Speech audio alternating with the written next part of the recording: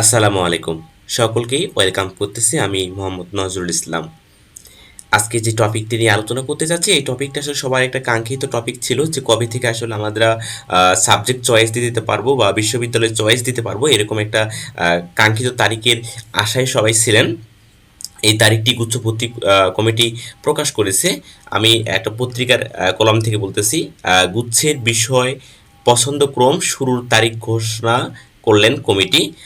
গুচ্ছভুক্ত ২৪টি বিশ্ববিদ্যালয়ের ২০২৩-২৪ শিক্ষাবর্ষের ভর্তি আবেদন আগামী ২০শে মে থেকে শুরু হবে।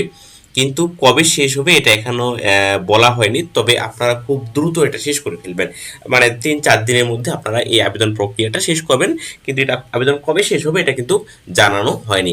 বলছে ২০শে মে থেকে শুরু হবে, তবে কতদিন ভর্তি আবেদন চলবে তা এখনো জানানো যায়নি। শনিবার ১৮ই মে গুচ্ছ ভর্তি প্রক্রিয়া নিয়ে আয়োজিত ফেসবুক লাইভে এসে তথ্য জানান গুচ্ছ ভর্তি পরীক্ষা আয়োজক কমিটির আহ্বায়ক, যশোর বিজ্ঞান ও প্রযুক্তি বিশ্ববিদ্যালয়ের উপাচার্য অধ্যাপক ডক্টর আনোয়ার হোসেন। তিনি বলেন, আগামী ২০শে জুলাইয়ের মধ্যে ২০শে মে হচ্ছে আবেদন শুরু হচ্ছে এবং ২০শে জুলাইয়ের মধ্যে আমাদের ভর্তি কার্যক্রম শেষ হবে। এরপর আমরা ক্লাস শুরু করব। এবার ৪টি মাইগ্রেশন 4টি মাইগ্রেশনে ভর্তির সুযোগ দেওয়া হবে। এর মধ্যে আমরা সকল কার্যক্রম শেষ করব। আগস্টের শুরুতে আমাদের ক্লাস শুরুর পরিকল্পনা রয়েছে। তবে ২০শে জুলাইয়ের পর গুচ্ছভুক্ত বিশ্ববিদ্যালয়গুলো ক্লাস শুরু করতে পারবে। আসলে মাইগ্রেশনের কথা এবার ৪টা বলা হয়েছে।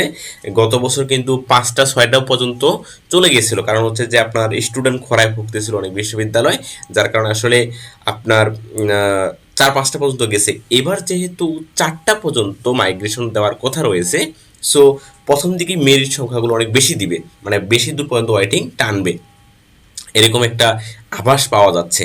এখন অনেকের একটা কথা হচ্ছে যে ভাই কবে আবেদন করব, এটা আপনারা ২-৩ দিনের মধ্যে আবেদনটা করে শেষ করে ফেলবেন।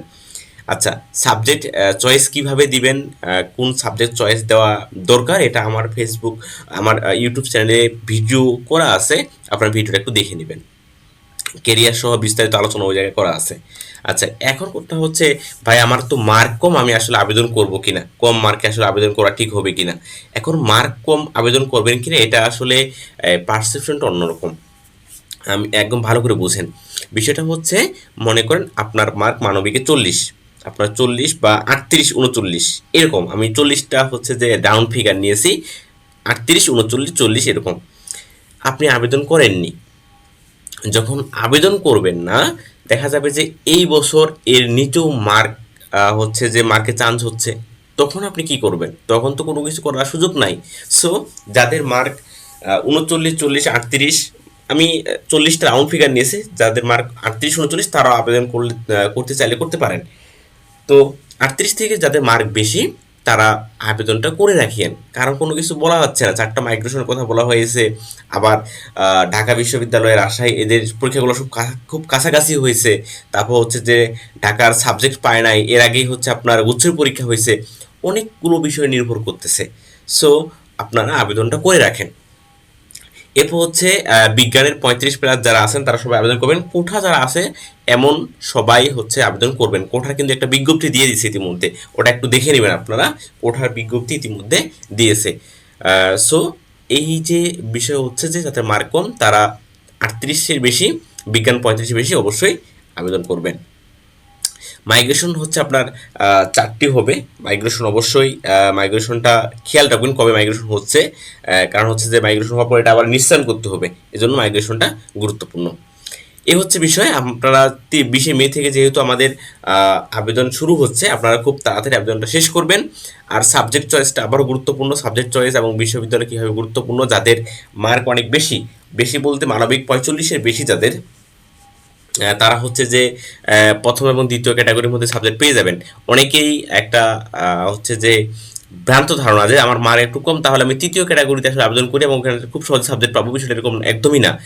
এই জায়গায় সবচেয়ে বড় একটা বিষয় লক্ষ্য করা যাচ্ছে যে যাদের হচ্ছে আপনার বাসার আশেপাশে, বিশ্ববিদ্যালয়ের আশেপাশে আপনার হচ্ছে যে বাসা, তারা কিন্তু ওই বিশ্ববিদ্যালয়ে ভর্তি হচ্ছে। এলাকা ভিত্তিক একটা হচ্ছে যে প্রবণতা আছে।